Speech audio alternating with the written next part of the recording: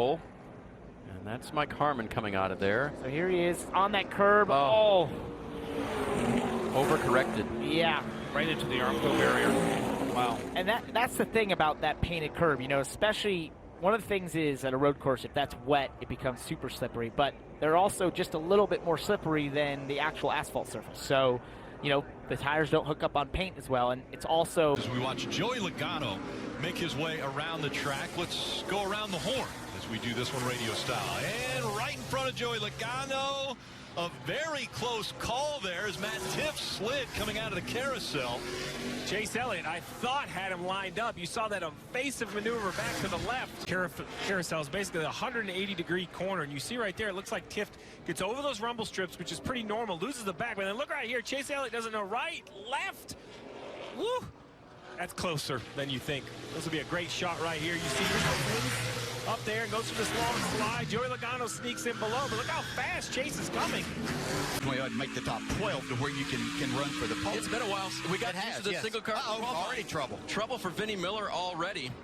And his outlap is not a good one. What happened? Yeah, let's see what took place. Well, I got some kind of trouble.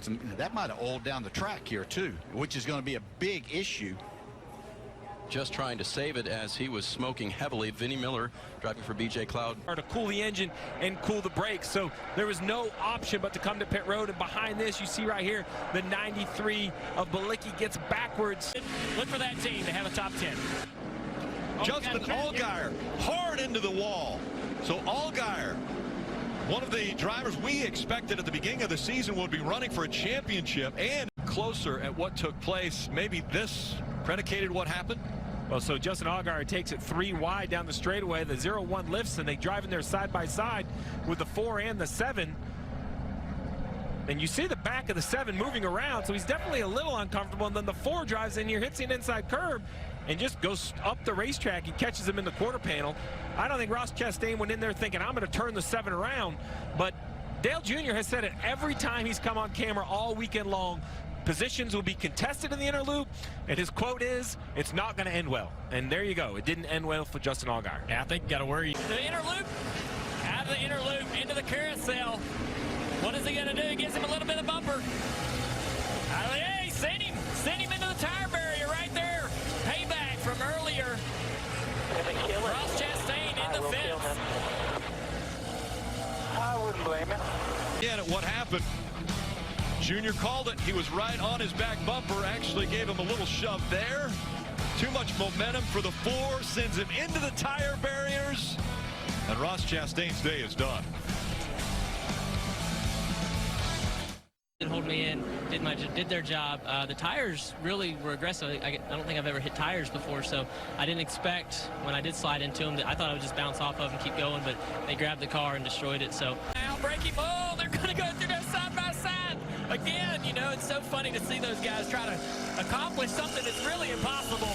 Trying to get in there. Oh, Kyle Busch has a problem. Kyle Busch has a problem. Into the wall, it looks like he goes just short of it.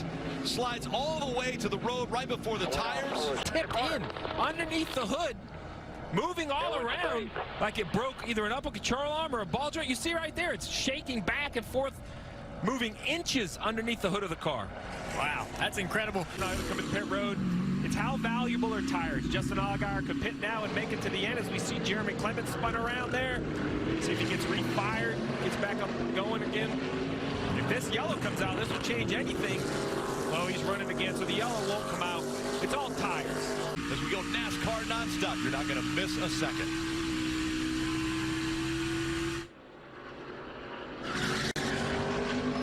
And as quickly as it happened, the 66 slides. That's Tommy Joe Martins again, trying to brake, going into 1, loses control, slides, actually makes a little contact there, but we stay green. Row 2. Back up through the gears they go. They'll dive into turn number 1. No advantage between Bell and Allmendinger. Allmendinger off track. They spin behind him. The 11 of Haley goes around. It was a melee. You see right here, Justin Henley, the 3rd car closest to you on the screen, gets put 3 wide. right here. Briscoe from way back gets down in there just too deep, makes contact, but funny, behind him there was another issue with the 8, the 19 spin. I think there was 3 separate wrecks that turned into 1 yellow. There's no way at all Haley could have expected Briscoe to be there. You can see the aggressive moves. Briscoe just way deep in the corner. There's just no way Haley could expect that. Briscoe overdrove in the corner, got it to the side of him. That's what you're going to see, though. That's road course restarts. Late race road course restarts. They always get crazy. Cindric in that 22, Jeff, doing a nice job turning left and avoiding the spinning car of Justin Haley. He went from 9th to 6th on just a few sets of corners. The big contact for Bilicki was into the door of the 11 of Justin Haley. That's where all the damage took place, right there. They also caught the 19 of Brandon Jones. Right here, you look, everything's fine, everything's fine. Never even sees it coming. The 98 of Briscoe gets him in the left rear, and then, oh, heavy contact. Right here, still inside to your right, to your right, to your right. Allmendinger swings a little bit wide. Allgaier, and now in front of him.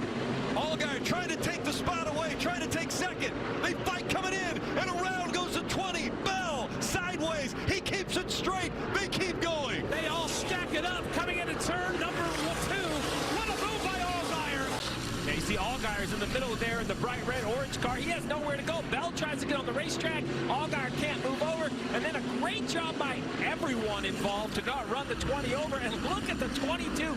Basically in the grass, he has cleared him, and that gives him the track position. But now it's about lap time. The 22 has the fresher tires. Can the 20-year-old run down the road course veteran of Stenhouse Jr. Suarez in the 21. Or 41, right behind. Around goes Kyle Busch. The 18 spins through one. He gets it straightened back out again and headed the right direction. You have issues with the same people, it seems, every time. Right here at the 18 of Kyle Busch. This seems harmless to me. He gets underneath the 24 of William Byron. I thought this was no harm, no foul. I don't think Kyle Busch likes it. A few laps later, he sends the 24. We saw him go through the grass. We weren't sure how he got there. He got sent by the 18. Okay. I'd finish it off. Okay, so sit around. And if I see that 18 come back around here without you knocking the of them, we're going to have a problem. After the green and white checker, you see the 18 slowing down. William Byron goes up and runs into the back of him to show him his displeasure. The field already passed a handful of cars into the braking zone of the inner loop. The rest of the field coming through his way run after qualifying really well. That 96 car, got to get it backed up here, rerouting. It's getting very aggressive here at the Glen. You see Daniel Suarez. Well, he put Kligerman around in the bus stop. Different lines there. The 9 really wide, gaining ground. Remember this great over in the carousel. The 43 of Bubba Wallace entering the carousel. I don't know how he got turned around, but he has hit the tire barrier. See if he can get his car moving here. Backing his car up. Lost the tailpiece. I don't know if he made hard contact with the front, but he... On the final lap around the track, we look at the replay. Yeah, he's kind of already up and backwards and sliding. Hard to say, as Dale mentioned, what got him there. Heavy contact really with both ends of the race car. Jimmy Johnson, we know the pressure. And you see right here, Bubba Wallace and Kyle Busch beating and banging down the front stretch. A big shot by Kyle Busch. Bubba Wallace says, I don't care, you're done. I'm sending you into turn 1. Listen. Bubba Wallace might have become a fan favorite with that move. Yeah, a lot of contact here, and both drivers very aggressive on the front stretch. And then Bubba Wallace, after the 18 went by him, just decided, well, you're not going to go any further around this turn. I'm going to spin you. Yeah, and this was the second accident in a cycle, if you can believe it. Yeah, I mean, we remember where Bubba Wallace was turned around in the carousel. I think we know how that all started. Seems to be something going on with these drivers throughout the race. Ryan Blaney got a little nose under Jimmy going into the carousel. Little contact was made. Jimmy stood in the throttle, hoping to stop the car from hitting the tire barrier. Was unsuccessful. Hard contact with the right front.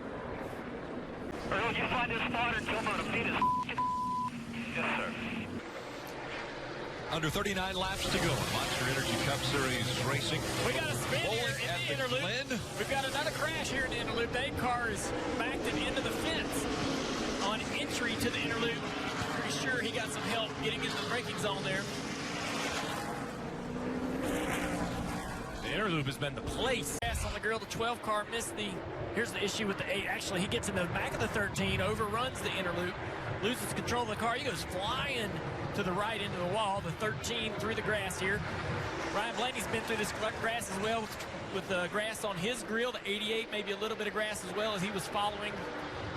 Coming out of turn number 1, he'll loop his way across the curve, trying to get that car righted. He does. Now that he's got it righted. One and see what happened. You see back here, Austin Dillon side by side with Ryan Newman. There's a little bit of contact around Austin went.